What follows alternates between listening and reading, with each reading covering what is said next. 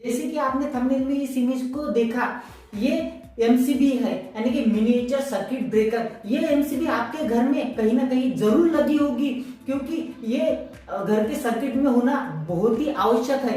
अगर आपके घर के सर्किट में, इलेक्ट्रिकल सर्किट में ये एमसीबी नहीं लगी हुई तो जरूर लगवा लीजिए, क्योंकि इससे बहुत सारे इलेक्ट्रिकल एक्सीडेंट्स को रोका जा सकता है। घर का ही नहीं, यहाँ तक कि इंडस्ट्री का, कोई इलेक्ट्रिक वर्कशॉप का, हर जगह जहाँ पे इलेक्ट्रिक सर्किट हम बनाते हैं वहां पे इस एमसीबी का होना बहुत ज्यादा जरूरी होता है। ये एमसीबी इलेक्ट्रिकल सर्किट में बहुत ज्यादा इंपॉर्टेंट होती है, इसीलिए तो आज हम इसके बारे में बात करने वाले हैं कि आखिर ये क्यों लगाई जाती है, इसका काम क्या है, और सबसे इम्पोर्टेंट ये काम कैसे काम करती है। ऐसे बहुत सारे सवाल हमारे दिमाग में आते हैं जब भी हम इस एमसीबी को देखते हैं। तो इन्हीं सारे सवालों के जवाब देने के लिए तो हम इजी टू लर्न के माध्यम से आपके साथ जुड़े हुए हैं। अगर आप किसी electrical engineering, electrical diploma, electrical field से बिलोंग करते हो, या फिर आपको इलेक्ट्रिकल फील्ड में थोड़ी सी भी रुचि है, तो आपको हमारा ये चैनल जरूर सब्सक्राइब करना चाहिए, ताकि इसी तरह के रोचक और इंफॉर्मेटिव वीडियो आपको मिलते रहे। चलिए तो आज का वीडियो शुरू करते हैं।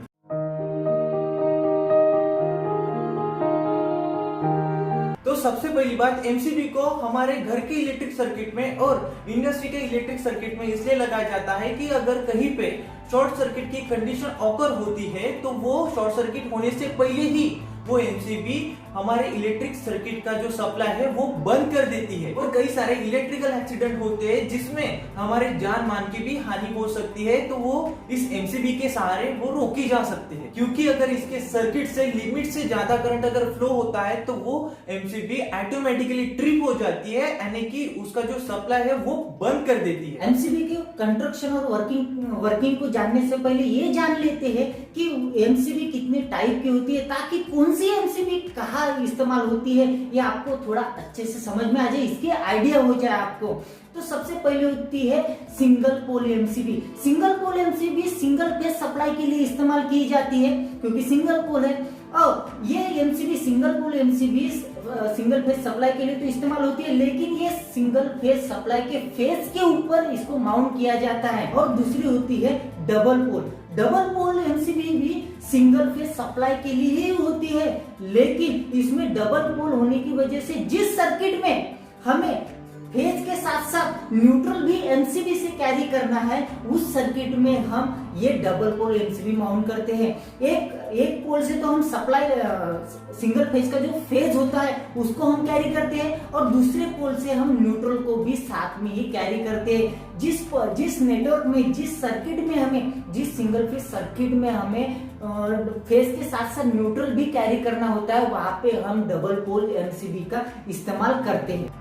तो इसके बाद आती है ट्रिपल पोल एमसीबी, जिसको थ्री फेज सर्किट के लिए इस्तेमाल किया जाता है और इसको थ्री फेज पे लगाया जाता है। इसके बाद आती है फोर पोल एमसीबी। इस एमसीबी को भी थ्री फेज सप्लाई के लिए बनाया गया है, बट जहाँ पे एमसीबी के सर्किट से फेज के साथ साथ न्यूट्रल को भी कैरी करना पड़ता है, वहाँ पे हम इस एमसीबी का इस्तेमाल करते हैं। चलिए तो अब जान लेते हैं इसके कंस्ट्रक्शन और वर्किंग के बारे में। एमसीबी को यानी कि मिनिएचर सर्किट ब्रेकर को कुछ इस तरीके से डिजाइन किया हुआ होता है कि अगर सर्किट में कोई फॉल्ट आ जाए तो ये ऑटोमेटिकली ट्रिप हो जाए, यानी कि ऑफ हो जाए, तो सप्लाई बंद हो जाए, सप्लाई लोड तक पहुंच नहीं सकेगा। इसमें सबसे पहले आता है एक्चुएटर लीवर।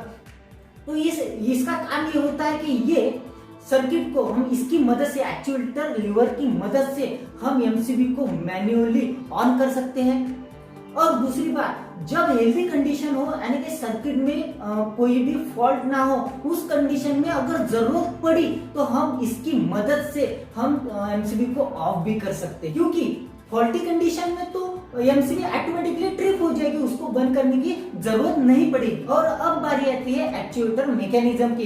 ये एक्चुएटर मैकेनिज्म दो कॉन्टैक्ट को साथ में जोड़े रखने का काम करता है, और जरूरत पड़ने पर इसको सेपरेट करने का भी ये एक्चुएटर मैकेनिज्म ही काम करता है। और नंबर 3 पोजीशन पे आते हैं हमारे कॉन्टैक्ट। ये कॉन्टैक्ट एक जगह पर आकर एक दूसरे से टच हो जाते हैं, या फिर यही कॉन्टैक्टर एक दूसरे से दूर हो जाते हैं, सेपरेट हो जाते हैं। मतलब कि अगर जब भी कॉन्टैक्टर एक दूसरे से टच है तो सर्किट में करंट फ्लो हो रहा है, और जब ये कॉन्टैक्टर एक दूसरे से अलग है इसका मतलब सर्किट में करंट फ्लो नहीं होगा, एमसीबी ऑफ कंडीशन पे है। और नंबर 4 की पोजीशन पे आते हैं हमारे टर्मिनल। तो इसमें टर्मिनल दो तरीके के टर्मिनल होते हैं, एक तो होता है इनपुट टर्मिनल और दूसरा होता है आउटपुट टर्मिनल। इनपुट टर्मिनल पे हम आने वाला सप्लाई का जो वायर होता है वो हम कनेक्ट करते हैं, और आउटपुट टर्मिनल पे जो लोड के साइड का जो वायर होता है, जो लोड को सप्लाई देने वाला वायर होता है, वो आउटपुट टर्मिनल पे हम लगाते हैं। इसका मतलब कि आने वाला सप्लाई इनपुट टर्मिनल से ही एंटर होगा और एग्जिट जो होगा पूरे एमसीबी को क्रॉस करके एग्जिट जो होगा वो आउटपुट टर्मिनल से ही होगा। अब बारी आती है 5th नंबर की, यानी कि बायमेटालिक स्ट्रिप की। बायमेटालिक स्ट्रिप को एमसीबी में इसलिए इस्तेमाल किया जाता है कि अगर एमसीबी के रेटिंग से ज्यादा करंट एमसीबी में से फ्लो होता है, यानी कि एग्जांपल के साथ हम इसको समझ कर लेते हैं कि अगर हमारे एमसीबी की जो करंट लिमिट की जो रेटिंग है वो अगर 32 एम्पियर की है, अगर एमसीबी में से 32 एम्पियर में से ज्यादा करंट एमसीबी में से फ्लो हो रहा है तो ये बायमेटालिक स्ट्रिप एमसीबी को ऑफ कर देती है। तो नंबर 6 पोजीशन पे आता है कैलिब्रेशन स्क्रू। इसका इस्तेमाल हम एमसीबी में ट्रिपिंग करंट को सेट करने के लिए इसका इस्तेमाल हम करते हैं। अगर मान लीजिए हमारी जो एमसीबी है वो 32 एम्पियर की है और उस एमसीबी में से 32 एम्पियर से ज्यादा करंट अगर फ्लो हो रहा है तो ये एमसीबी ट्रिप हो जाएगी। अगर हमें 32 एम्पियर नहीं 30 एम्पियर पे ही इस एमसीबी को ट्रिप करना है तो हम इसके कैलिब्रेशन स्क्रू की मदद से इस एमसीबी को 30 पे ही इसको ट्रिप कर सकते हैं। वो लिमिट हम इस स्क्रू की मदद से सेट कर सकते हैं। अगर हमें इस एमसीबी को 34 एम्पियर पे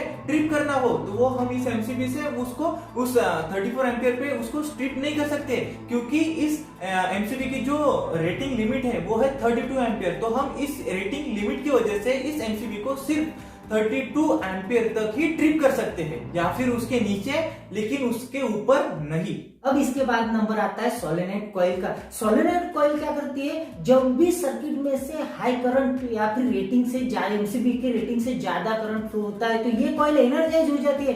एनर्जाइज होने की वजह से इसके नीचे जो पिन होती है वो डाउनवर्ड साइड में पुश होती है। ये पिन डाउनवर्ड साइड में पुश होने की वजह से जो हमारा लीवर होता है, एक्चुएटिंग लीवर, वो ऑफ हो जाता है। अगर एक्चुएटिंग लीवर ही ऑफ हो गया तो हमारे एमसीबी की पूरी सर्किटरी, पूरी मैकेनिज्म सब कुछ ऑफ हो जाएगा। मतलब कि हमारे सर्किट में से करंट फ्लो नहीं होगा, क्योंकि हमारी एमसीबी तो ऑफ हो गई है ना। तो यही काम होता है हमारे सोलेनोइड कॉइल का। इसके बाद आता है हमारा आर्क डिवाइडर, जो कि नंबर 8 पोजीशन पे है। आर्क डिवाइडर का बहुत ही इंटरेस्टिंग काम होता है एमसीबी के अंदर और बहुत ही इंपॉर्टेंट काम होता है।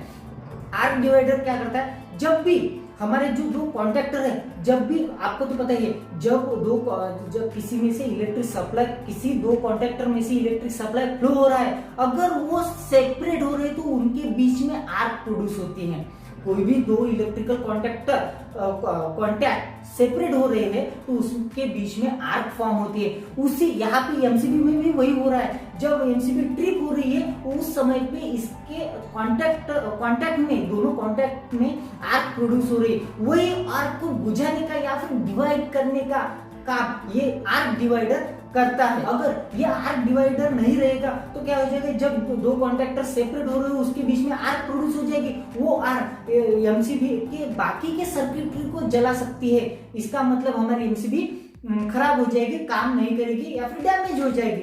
तो ये इसको प्रोटेक्ट करने का काम ये आर्क डिवाइडर करता है, क्योंकि ये आर्क को क्वंच कर देता है, आर्क को बुझा देता है। तो ये है हमारे ये एमसीबी के 8 इक्विपमेंट। 8 में से एक भी इक्विपमेंट अगर काम नहीं कर रहा होगा तो हमारी एमसीबी काम नहीं करेगी। इसलिए ये 8 इक्विपमेंट सही सलामत होना जरूरी है। तो ये थी एमसीबी के बारे में, हमने आज पूरा डिस्कस कर लिया। लेकिन अभी तक हमने एक इम्पोर्टेंट पॉइंट डिस्कस नहीं किया है, वो ये है कि फॉल्ट कंडीशन होने, जब भी हमारे सर्किट में फॉल्ट होता है उस समय पे एमसीबी ऑटोमेटिकली ट्रिप हो जाती है, बंद हो जाती है, लेकिन ऑटोमेटिकली ऑन नहीं होती। ऑटोमेटिकली उसको ऑन नहीं किया जा सकता, उसको हमको खुद जाके मैन्युअली ऑन करना पड़ेगा। ऑटोमेटिकली ऑन नहीं होती।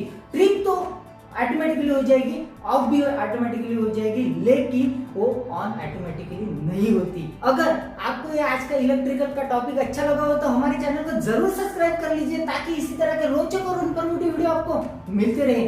चलिए तो धन्यवाद।